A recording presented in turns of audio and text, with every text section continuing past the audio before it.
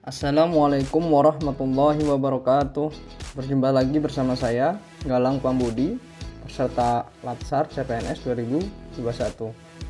Di sini saya akan menyampaikan sebuah materi mengenai etika publik, komitmen mutu, dan anti korupsi. Materi yang pertama yaitu etika publik.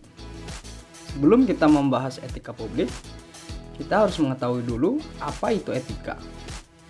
Etika merupakan refleksi atas baik atau buruk, benar atau salah yang harus dilakukan atau bagaimana melakukan yang baik dan benar. Etika publik yaitu refleksi tentang standar atau norma yang menentukan baik dan buruk, benar atau salah perilaku, tindakan, dan keputusan untuk mengarahkan kebijakan publik dalam rangka menjalankan tanggung jawab pelayanan publik. Kode etik aparatur sipil negara diatur berdasarkan Undang-Undang Nomor 5 Tahun 2014 tentang Kode Etik dan Perilaku ASN. Terdapat 12 poin. Yang pertama, melaksanakan tugasnya dengan jujur, bertanggung jawab, dan berintegritas tinggi. 2. Melaksanakan tugas dengan cermat dan disiplin. 3. Melayani dengan sikap hormat, sopan, dan tanpa tekanan. 4. Melaksanakan tugasnya sesuai dengan peraturan perundangan yang berlaku. 5. Melaksanakan tugasnya sesuai dengan perintah atasan atau pejabat yang berwenang sejauh tidak bertentangan dengan ketentuan peraturan perundang-undangan dan etika pemerintahan. 6. Menjaga kerahasiaan yang menyangkut kebijakan negara. 7. Menggunakan kekayaan dan barang milik negara secara bertanggung jawab, efektif, dan efisien. Yang ke-8, menjaga agar tidak terjadi konflik kepentingan dalam melaksanakan tugasnya. 9. Memberikan informasi secara benar dan tidak menyesatkan kepada pihak lain yang memerlukan informasi terkait kepentingan kedinasan. 10. Tidak menyalahgunakan informasi intern negara, tugas, status, kekuasaan, dan jabatannya untuk mendapat atau mencari keuntungan untuk dirinya sendiri atau untuk orang lain. 11. Memegang teguh nilai dasar ASN dan selalu menjaga reputasi dan integritas ASN. 12. Melaksanakan ketentuan peraturan perundang-undangan mengenai disiplin pegawai ASN. Adapun prinsip aparatur sipil negara yang harus kita ketahui. Prinsip aparatur sipil negara yaitu ada nilai dasar, kode etik, dan kode perilaku, komitmen, integritas moral, tanggung jawab pada pelayanan publik, kompetensi yang diperlukan sesuai bidang tugasnya, kualifikasi akademik, jaminan perlindungan hukum dalam melaksanakan tugas, dan profesionalitas jabatan. Nilai-nilai dasar etika publik seperti diatur pada Undang-Undang ASN Pasal 4 yaitu ada 1. Memegang teguh ideologi Pancasila. 2. Setia dan mempertahankan Undang-Undang Dasar Republik Indonesia serta pemerintahan yang sah. 3. Mengabdi kepada negara dan rakyat Indonesia. 4. Menjalankan tugas secara profesional dan tidak berpihak kepada siapapun. 5. Membuat keputusan berdasarkan prinsip keahlian. 7. Menciptakan lingkungan kerja yang non-diskriminatif. 8. Memelihara dan menjunjung tinggi standar etika luhur. 9. Mempertanggungjawabkan tindakan dan kinerja kepada publik. 10. Memiliki kemampuan dalam melaksanakan kebijakan dan program pemerintah. 11. Memberikan layanan kepada publik secara jujur, tanggap, cepat, akurat, berdaya guna, berhasil silguna, dan santun. 12. Mengutamakan kepemimpinan berkualitas tinggi. 13. Menghargai komunikasi, konsultasi, dan kerjasama. 14. Mengutamakan pencapaian hasil dan mendorong kinerja pegawai. Dan yang terakhir ada mendorong kesetaraan dalam pekerjaan dan meningkatkan efektivitas sistem pemerintahan yang demokratis sebagai perangkat sistem karir. Dimensi etika publik.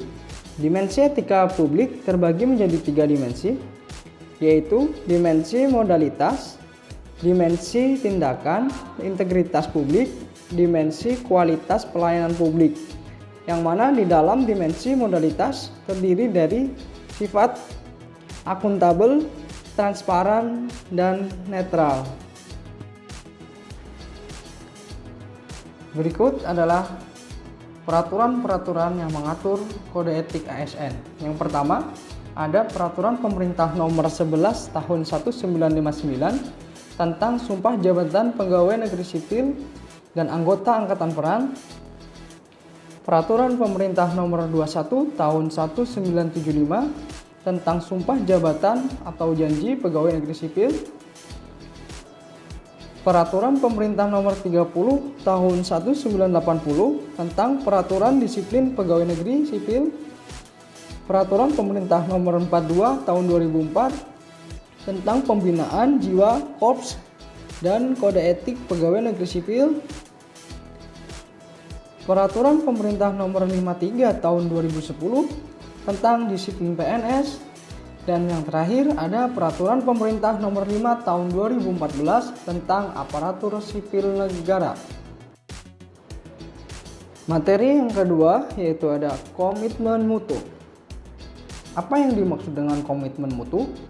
Komitmen mutu merupakan layanan aparatur dalam memberikan pelayanan terhadap masyarakat dengan tujuan kepuasan masyarakat.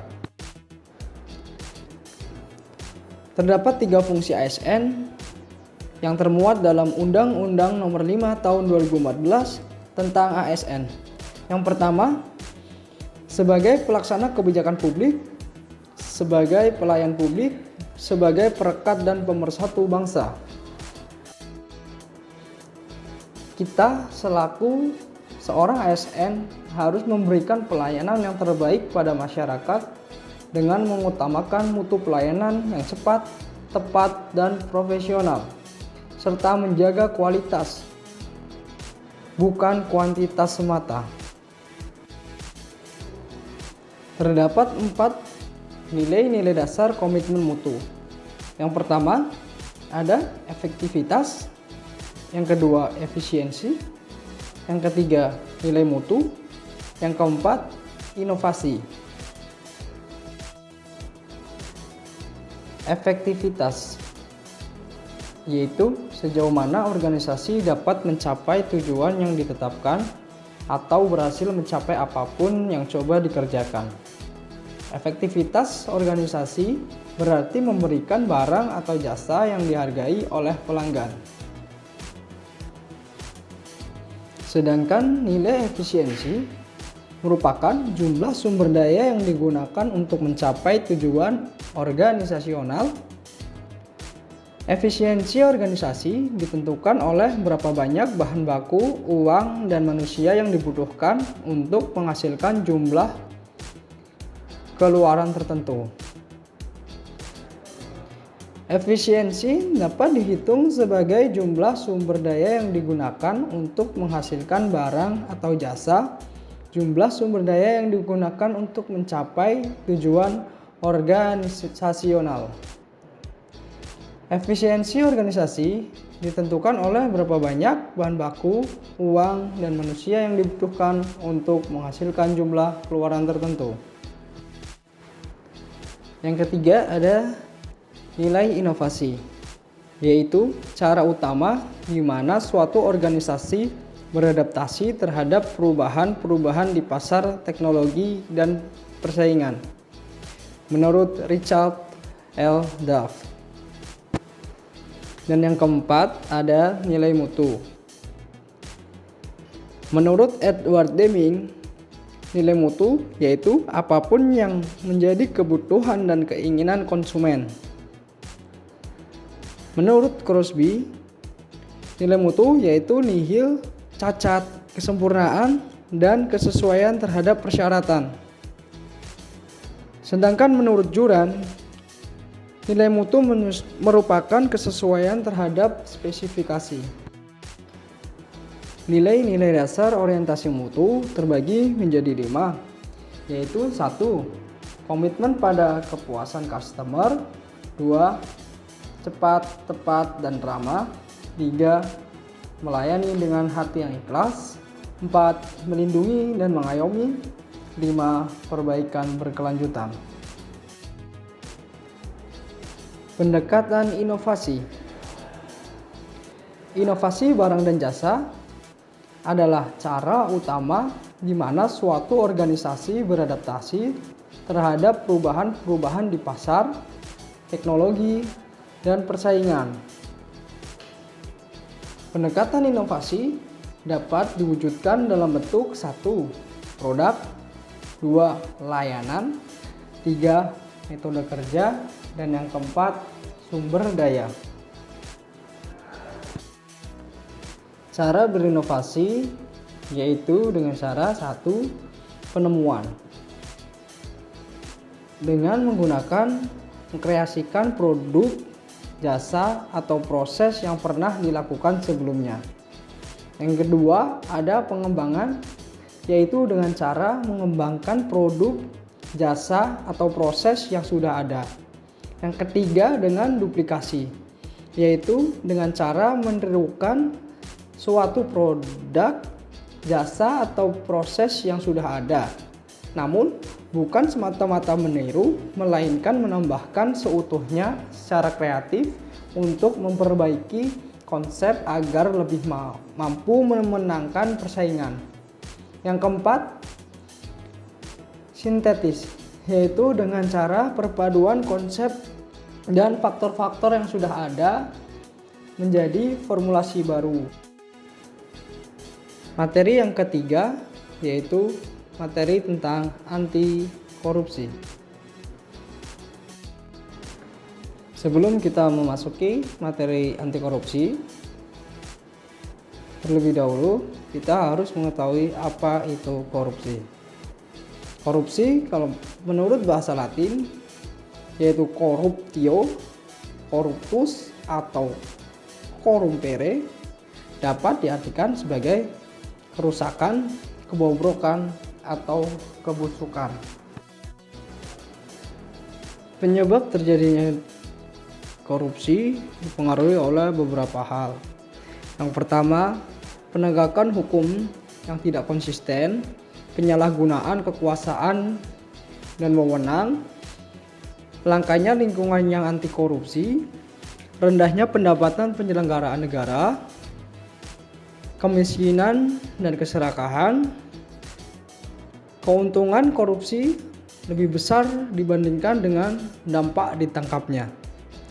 Dan pemberian imbalan jasa, gagalnya pendidikan agama dan etika pada sumber daya manusia kita. Berikut peraturan perundang-undangan yang berkaitan dengan peraturan korupsi. Yang pertama, Undang-Undang Dasar 1945 Pasal 5 Ayat 1 dan Pasal 20 Ayat 1. Yang kedua ada Undang-Undang Nomor 3 Tahun 1971 tentang Pemberantasan Tindak Pidana Korupsi. Dan yang ketiga ada Ketetapan Majelis Permusyawaratan Rakyat Republik Indonesia Nomor 6 MPR 1998 tentang penyelenggara negara yang bersih dan bebas korupsi, kolusi, serta nepotisme. Undang-Undang Nomor 28 Tahun 1999 tentang penyelenggara negara yang bebas dari korupsi, kolusi, dan nepotisme. Yang kelima ada Undang-Undang Nomor 31 Tahun 1999. Yang keenam ada Undang-Undang Nomor 30 Tahun 2002 tentang Komisi Pemberantasan Tindak Pidana Korupsi. Yang ketujuh ada PP Nomor 71 Tahun 2000. Yang ke-8, Kitab Undang-Undang Hukum Pidana, Kitab Undang-Undang Hukum Acara Pidana. Dan yang ke-10 ada Keputusan Pimpinan KPK nomor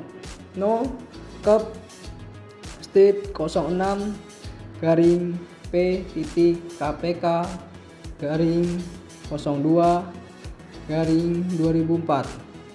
Keputusan Pimpinan KPK nomor P/P/K/02/2004 dan lain sebagainya.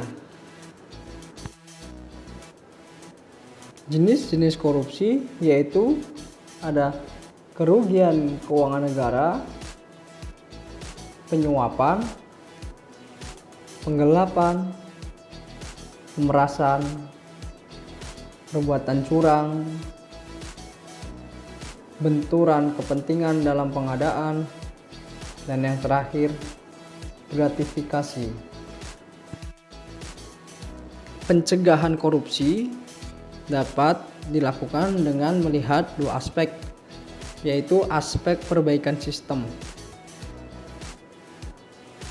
yaitu perbaikan pada peraturan perundang-undangan, reformasi birokrasi, etika profesi, dan tata tertib negara, sehingga terciptanya prinsip good governance. Yang kedua, aspek manusia itu sendiri, yaitu dengan cara memperbaiki moral, meningkatkan kesadaran, mengentaskan kemiskinan, memilih pemimpin yang jujur dan anti korupsi. Sebagai pelayan publik, seorang ASN memiliki peran penting dalam upaya pencegahan kasus korupsi. Sehingga seorang ASN dituntut untuk memiliki beberapa sifat seperti 1. Bertanggung jawab, adil, sederhana, mandiri, berani, bekerja keras, peduli, disiplin, dan jujur. Membiarkan korupsi hari ini akan memusnahkan dasar keadilan sampai ke generasi yang akan datang.